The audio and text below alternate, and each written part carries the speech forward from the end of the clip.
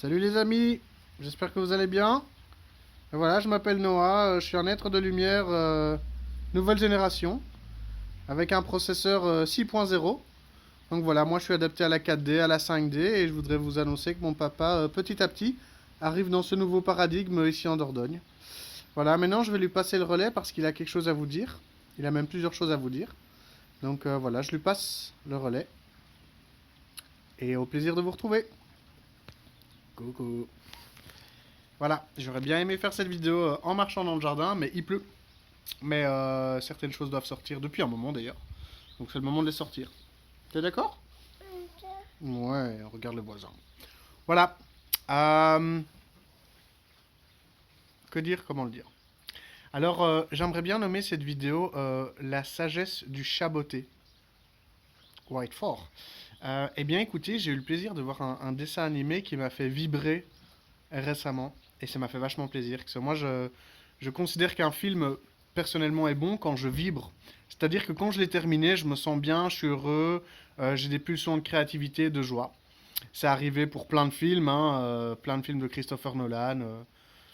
Enfin voilà. Et là, le film qui m'a fait vibrer de joie, c'est Le Chaboté 2. Euh, le 1 est vraiment différent, mais le 2 m'a vraiment plu. Je vous préviens, je vais spoiler le film.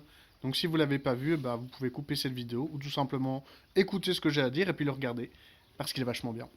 Bon, c'est évidemment subjectif, mais voilà, il y a deux choses qui m'ont vraiment touché dans ce film que j'ai envie de mettre en lumière aujourd'hui et qui, j'espère, vous permettront peut-être d'un peu mieux comprendre votre réalité, votre perception de la chose, afin d'apprécier encore mieux votre expérience sur Terre. Alors, qu'est-ce qui m'a plu dans ce film? Il y a deux choses qui m'ont vraiment plu dans Le Chaboté numéro 2. La première, c'est que le chapeauté, avec bien d'autres personnages, sont à la recherche d'une carte magique qui leur permet d'arriver dans la forêt enchantée pour atteindre une étoile magique qui s'appelle une étoile de vœux. Et grâce à cette carte magique, tu peux atteindre l'étoile de vœux et faire un vœu. Donc autant te dire que cette carte est très convoitée, c'est une jolie carte, genre un parchemin. Et celui qui possède cette carte arrivera dans la forêt magique à l'étoile de vœux. Donc tout le monde la cherche, tout le monde la veut. Et voilà, ce qui est intéressant que je veux mettre en lumière dans cette vidéo par rapport à cette carte magique, c'est que une fois que tu es dans la forêt enchantée et que tu as la carte magique, tu mets ta main sur cette carte et alors il y a un chemin qui se dresse devant toi jusqu'à l'étoile magique. Et le chemin qui se dresse devant toi dépend de ton état d'esprit et de ton karma. Ils le disent différemment dans le film, mais c'est ça qui est retranscrit. Et donc, en fonction de ton énergie et de ton karma, tu as un chemin qui se trace devant toi pour atteindre l'étoile de vœux. Jusque-là, ben écoute, c'est sympa, mais rien de plus. Et donc, le premier à mettre sa main sur cette carte vers l'étoile de vœux, c'est le chapeauté. Et donc il fait non, non, vas-y, fais-moi la carte, c'est moi le premier qui met ma main. Et bam, il pose sa main sur cette carte.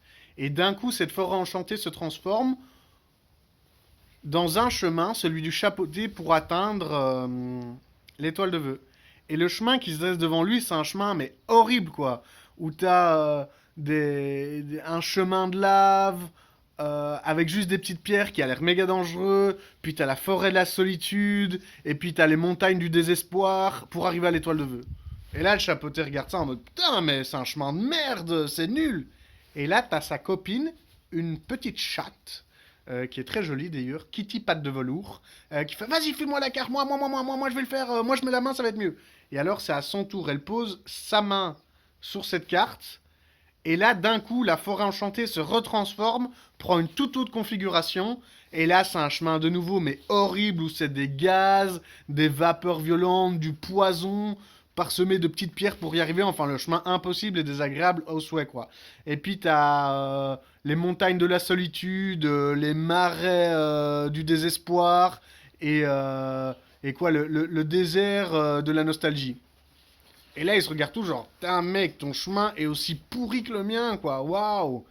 Et cette équipe-là, ils sont à trois. T'as le chaboté, Kitty patte de velours, et le petit chihuahua, qui est assez teubé et simple d'esprit. Et là, les deux chats le regardent en mode, mec, vas-y, mets ta patte, parce que nous, ce chemin, on va pas y arriver à l'étoile de vœux. Et là, t'as ce chien un peu teubé, chihuahua, pas très joli, qui fait ok les copains, moi je veux bien mettre ma main, mais j'ai pas vraiment d'intérêt à faire un vœu parce que je suis déjà avec mes meilleurs cops. Enfin, un peu teubé mais mignon. Et là, c'est le chihuahua qui met sa main sur la carte.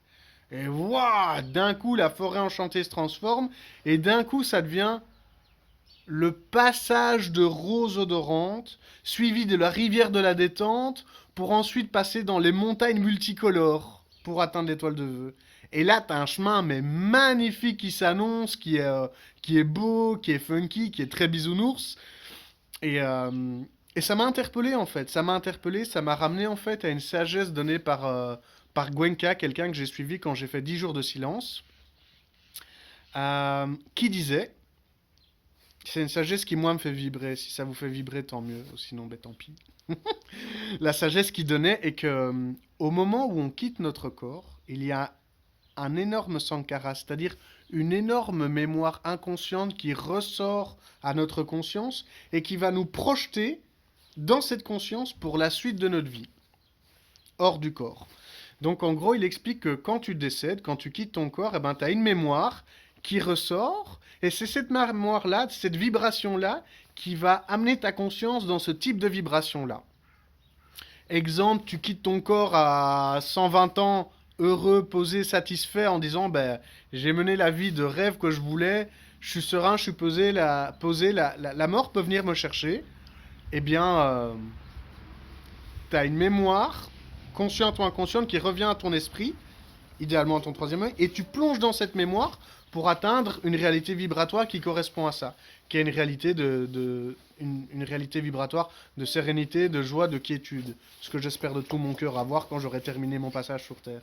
Et au contraire, si tu quittes ton corps à n'importe quel âge, mais stressé, anxieux, sans avoir réglé les dettes, les bisbilles avec les proches et en ayant fait beaucoup de merde, ben t'as un souvenir vraiment noir et sombre qui te pète à la gueule, et ta conscience va être projetée dans cette réalité vibratoire qui est très très basse, et tu vas expérimenter des réalités de type de vibration inférieure.